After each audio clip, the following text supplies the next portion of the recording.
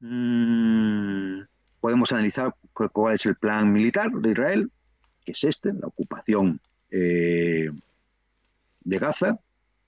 Van muy lentos, hay resistencia, todo eso se sabía, que jamás no era una banda de terroristas de pistola y turbante, es decir, era una milicia bien organizada, está plantando resistencia. Evidentemente, militarmente no tiene ninguna posibilidad, es decir, frente a una fuerza de invasión con poder aéreo, artillería, tanques, lo que tiene enfrente es una milicia reducida de 10.000 combatientes armada con armas ligeras, con un único factor que tiene de ventaja, que está metidos en una red de túneles que les hace tener gran movilidad. Y pues las tropas israelíes no saben en un momento determinado por dónde les pueden salir y zumbarles a un tanque, que ya van muchos vehículos del ejército israelí destrozados, ¿no? Y hay importantes bajas, ¿no? Pero, bueno, pues el planteamiento militar es de resistir, resistir y hacer que esto dure lo más posible. Volvemos al planteamiento de guerra de larga duración, de guerra de baja intensidad de larga duración. Es decir, de ir desgastando al enemigo. Aquí la pregunta es, ¿cuánto tiempo podrá Israel aguantar su economía, su sociedad y demás, aguantar el coste económico, las bajas, la pérdida de la imagen internacional, la presión internacional, la propia presión de Estados Unidos en un momento determinado que no quiere que la cosa se vaya de las manos, el miedo permanente a que se le abra un frente en el norte o en Cisjordania o vaya usted a saber por dónde? Entonces, claro, eso desgasta. Y desgasta al punto que ya se ha visto que miles de israelíes se han ido del país, ya han volado a Estados Unidos y algunos que ya no van a volver, porque jamás ha conseguido ya dos grandes victorias. Esto creo que me parece que hasta lo comentamos. Una es, ha roto la invencibilidad de Israel. Ya la había roto ante Hezbollah, pero ha sido ya dentro de su propio territorio. El israelita sabe ahora mismo que esto puede volver a pasar. Por mucho que, vamos, acaben con Gaza, da igual, vendrá del norte, vendrá de Cisjordania, vendrá de Jordania. Y si desaparece Gaza, estará en la frontera egipcia. Siempre, ya saben que va a volver a ocurrir. Puede volver a ocurrir. Y aparte de ese miedo, es el hecho de que se ha vuelto a poner el foco en un problema que estaba congelado desde hacía 6 décadas, que la presión internacional, la opinión pública internacional es tremenda ahora mismo. Es decir, es que no nos engañemos, es que ahora mismo a cualquier persona que se le diga, ¿qué te dice la palabra de Israel? Ve las bombas reventando a los niños en Gaza. Eso es Israel. Mucho que lo quieran ahora tapar y el derecho a la autodefensa, no sé qué tiene que ver la autodefensa con lo que estamos viendo, pero bueno, es decir, es la propaganda, ¿no?, del propio Estado israelí, ¿no? Pero, repito, la responsabilidad última de los Estados Unidos y de las potencias occidentales, de los países occidentales. Entonces, vamos a ver, no sé cuánto durará, semanas, un mes, 2 meses, habrá resistencia, habrá más actos de terrorismo, habrá rebelión en Cisjordania, altercados, atentados, seguiremos viendo imágenes muy lamentables porque nadie puede parar esto, porque lo que aquí se ha escenificado una vez más y quizás ya de la forma más dramática que nos podíamos imaginar, ya había ocurrido cuando Ruanda, cuando el genocidio en Ruanda, pero ya de una forma mucho más dramática, porque claro, ya existen las redes sociales, existen el Internet y ya las imágenes nos llegan a todos, vía por cualquier medio, ¿no? Ver cómo los organismos internacionales han sido incapaces de poder parar esto. La ONU es un fracaso absoluto ya, es decir, no, de verdad, no sé por qué ningún Estado se gasta ya ni un solo euro, ni un solo dólar, ni una sola rupia en eso, porque no tiene ningún sentido. Del Consejo de Seguridad de Naciones Unidas no va a haber ninguna resolución. Es imposible que pueda haber ninguna resolución, porque la van a vetar. De la Asamblea General da igual, no son vinculantes. Y le da igual a Estados Unidos quedarse sola con Israel y punto. Y que todo lo demás vote en contra. Da igual. Le da lo mismo. No son vinculantes. La Unión Europea, pues ya ves, pondrá sanciones a Gaza, a los palestinos. Es lamentable. Lo de la Unión Europea llega además a unos puntos que son muy preocupantes, para que todos nos hagamos la idea ya de que estamos viendo una auténtica dictadura, donde una pandilla de tiranuelos están intentando imponer su visión de las cosas. Imponerlo además de la forma ya con la represión más abyecta. Por ejemplo, prohibiendo banderas palestinas, prohibiendo las manifestaciones, declarando delito en Francia, por ejemplo, cualquier crítica al Estado de Israel que pueda molestar al Estado de Israel, bajo la fachada del antisemitismo, como si los palestinos no fueran semitas. Bien, y eso lo estamos viendo. España en eso se salva un poco, de momento al menos, por las contradicciones propias del gobierno que tenemos. Y entonces se permiten las manifestaciones en favor de Palestina y demás.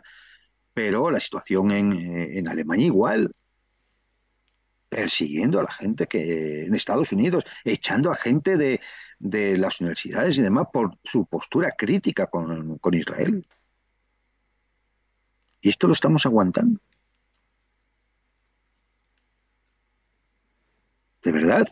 De verdad estamos aguantando que se conculquen derechos como la libertad de expresión, la libertad de manifestación, la libertad de reunión para defender a un Estado terrorista, para defender unas élites corruptas en Occidente, para defender la política norteamericana de colonialismo en beneficio del complejo militar e industrial y del resto de corporaciones. ¿De verdad?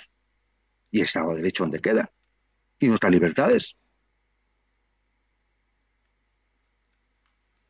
Es decir, todas estas ramificaciones son del conflicto de Gaza. A esto hemos llegado. Claro, una vez más, la parte más dramática es cuando ves las imágenes de los muertos, de la ciudad destruida y arrasada. Pero todo lo demás también es importante. Y lo estamos viendo. Con lo cual, ni la Unión Europea va a hacer nada. Ya no digo la Corte Penal Internacional, ¿no? Porque eso es un chiste. Es decir, esto es un chiringuito donde una banda de fascinerosos pretenden hacer justicia a lo que digan sus amos, ¿no? Es decir, parece ser que con lo que está viendo la Corte Penal Internacional no puede hacer nada ni tiene que hacer nada. Pero contra Putin sí, porque Putin se había llevado a los niños del frente, se los había llevado a Rusia, para que no les cayeran las bombas encima. Eso mereció la actuación de la Corte Penal Internacional, pero con Israel no. Y alguien dirá, ya, pero es que Israel no firmó la jurisdicción de la Corte Penal Internacional. Rusia tampoco. Rusia tampoco. ¿Cómo es posible que para Putin sí haya una orden y para los criminales del gobierno israelí no? Para Netanyahu no. Y entonces llegamos al punto de la doble vara de medir. ¿Mm?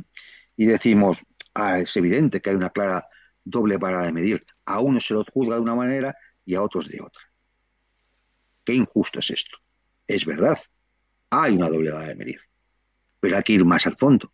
¿Por qué hay una doble vara de medir? ¿Por qué se juzga a uno de una forma y a otros de otra? Eso es lo que tenemos que reflexionar.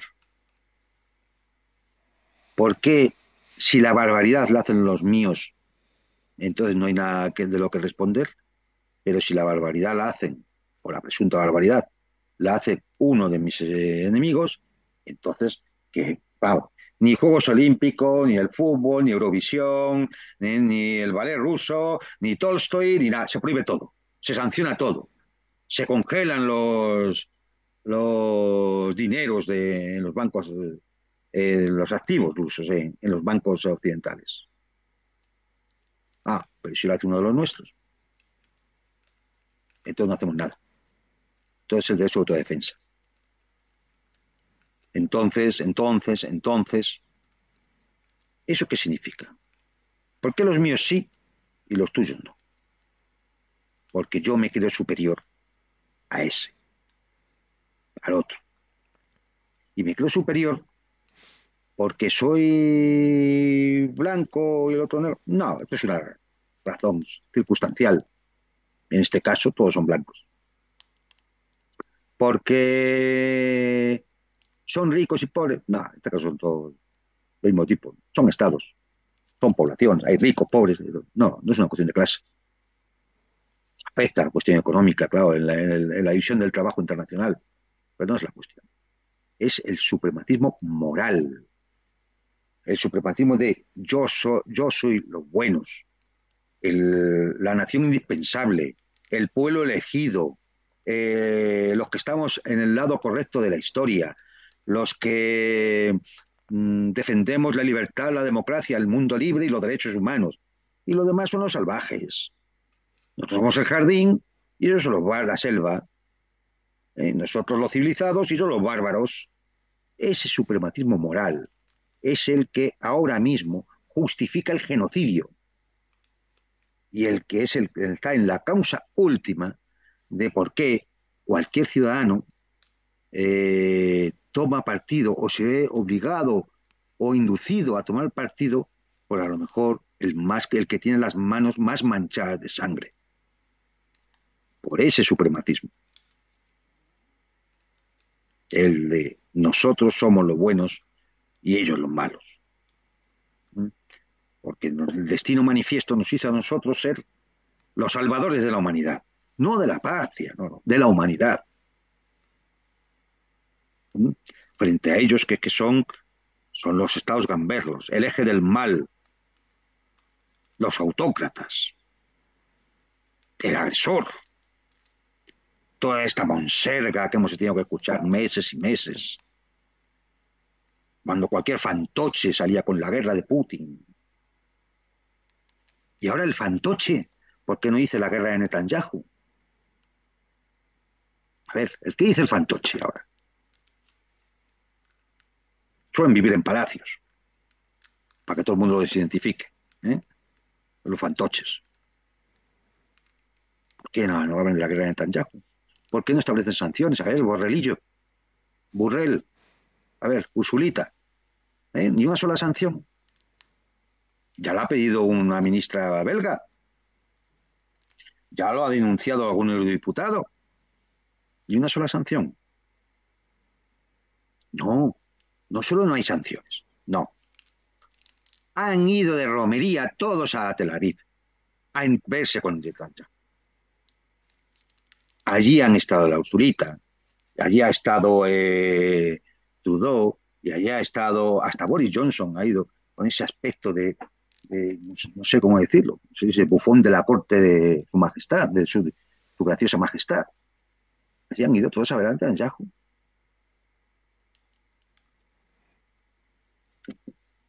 Pues esto es en lo que se ha convertido Gaza.